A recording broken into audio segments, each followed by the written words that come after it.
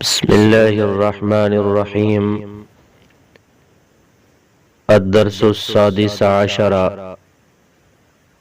سبق نمبر 16 آداب الاستئذان اجازت مانگنے کے آداب۔ سبق کا اردو ترجمہ۔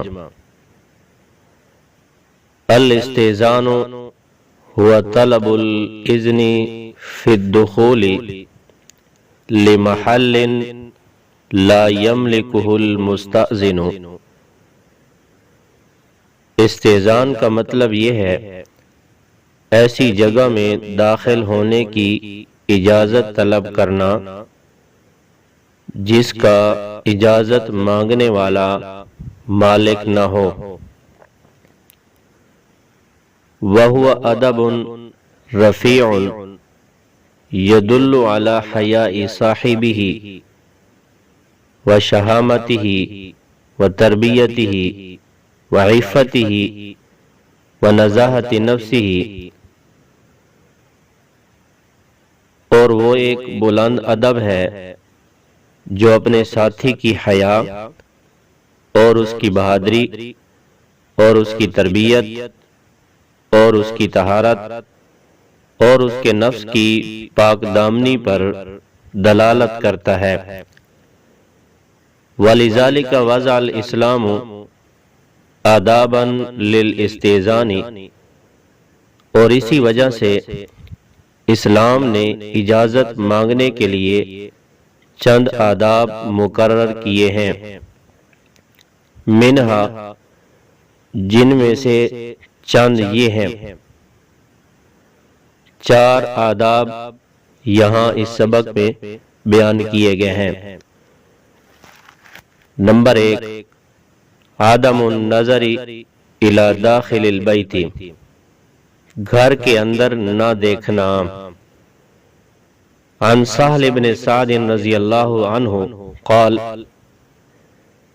حضرت سہل بن سعد رضی اللہ تعالیٰ عنہ سے روایت ہے، فرمایا، اطلع رجل من جحر فی حجر النبی صلی اللہ علیہ وعلی آلہ وسلم،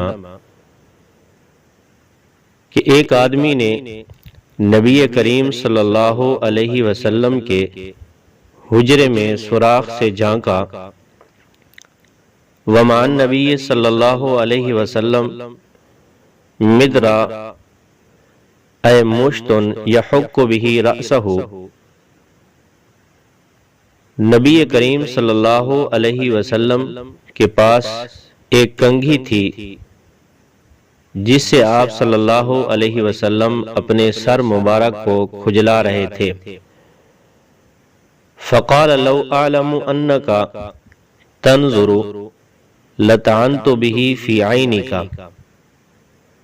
آپ صلی اللہ علیہ وسلم نے فرمایا کہ اگر مجھے پتہ چل جاتا، اگر میں جان لیتا کہ تو دیکھ رہا ہے تو میں اس کے ذریعے تیری آنکھ چبھو دیتا، یعنی میں آپ کی آنکھ میں یہ مار دیتا۔ انما جعل الاستئذان من اجل البصر، بے شک اجازت مانگنا دیکھنے کی وجہ سے ہی مقرر کیا گیا ہے۔ متفق علیہ، یعنی اس حدیث کو امام بخاری اور امام مسلم دونوں نے اپنی کتابوں میں بیان کیا ہے۔ نمبر 2، الوقوف عند رکن الباب الایمن او الایسر، دوسرا ادب ہے دروازے کے دائیں یا بائیں جانب کھڑا ہونا۔ عن عبداللہ ابن بسر رضی اللہ تعالی عنہ قال، حضرت عبداللہ ابن بسر رضی اللہ تعالی عنہ سے روایت ہے، فرمایا، کان رسول اللہ صلی اللہ علیہ وسلم اذا اتا باب قوم، کہ جب نبی کریم صلی اللہ علیہ وسلم قوم کے یا کسی کے دروازے پر آتے، لم یستقبل الباب من تلقاء وجہہ۔ جب نبی کریم صلی اللہ علیہ وسلم کسی کے دروازے پر آتے تو دروازہ کے بالکل سامنے کھڑے نہ ہوتے، ولیکن من رکنہ الایمن او الایسر ویقول السلام علیکم، بلکہ اس کے دائیں یا بائیں جانب کھڑے ہو کر فرماتے السلام علیکم۔ رواہ ابو داود۔ اس حدیث کو امام ابو داود رحمہ اللہ نے روایت کیا ہے۔ یعنی آپ صلی اللہ علیہ وسلم کا طریقہ کار یہ تھا کہ جب کسی کے دروازے پر آتے تو دروازے کے بالکل سامنے کھڑے نہ ہوتے، بلکہ اس کے دائیں یا بائیں جانب کھڑے ہو کر سلام کرتے ان پر۔ نمبر 3، تیسرا ادب، اخبار المستاذن عن اسمہ، اجازت مانگنے والے کا اپنا نام بتانا۔ عن جابر رضی اللہ تعالیٰ عنہ قال، حضرت جابر رضی اللہ تعالیٰ عنہ سے روایت ہے، فرماتے ہیں اتیت النبی صلی اللہ علیہ وسلم، کہ میں نبی کریم صلی اللہ علیہ وسلم کے پاس آیا، فی دین کان علی ابی، اس قرضے کے بارے میں جو میرے والد کے اوپر تھا، فدققت الباب، تو میں نے دروازہ کھٹکھٹایا، فقال، فرمایا من ذا، کون ہے، فقلت انا، تو میں نے کہا انا، میں ہوں، فقال، تو آپ صلی اللہ علیہ وسلم نے فرمایا انا، میں، کأنہ کرہہا، گویا کہ آپ صلی اللہ علیہ وسلم نے اس کو ناپسند فرمایا ہے۔ قال ابن الجوزی، ابن جوزی رحمہ اللہ نے فرمایا ان السبب فی کراہت قول انا ان فیہا نوعا من الکبر،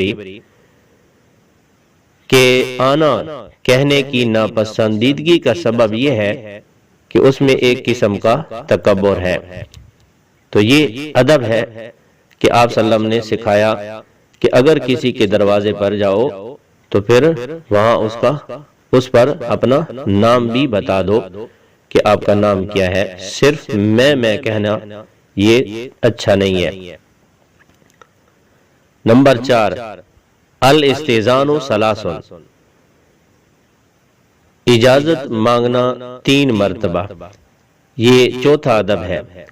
عن ابی موسیٰ رضی اللہ تعالی عنہ، حضرت ابو موسیٰ رضی اللہ تعالی عنہ سے روایت ہے، قال رسول اللہ صلی اللہ علیہ وسلم، کہ نبی کریم صلی اللہ علیہ وسلم نے فرمایا اذا استاذن احدکم ثلاثا فلم یؤذن لہ فلیرجع، کہ جب تم میں سے کوئی آدمی 3 مرتبہ اجازت مانگے اور اس کو اجازت نہ ملے تو وہ واپس ہو جائے، واپس چلا جائے۔ متفق علیہ۔